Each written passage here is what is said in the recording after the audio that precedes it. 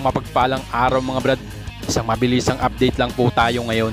So sa katatapos lang nga po ng bakbakan kanina ni Mel Fajardo at Jarpol Gabonelas ay panalo nga po si Mel Fajardo via technical knockout in round 1. Talagang dinurog lang dito ni Mel Fajardo ang angas ng Cebu. 3 beses nga po itong pinabagsak bago inawat ng referee. Talagang naging mismatch nga po ang naging laban. Panoorin po natin mga brad ang kanilang highlights.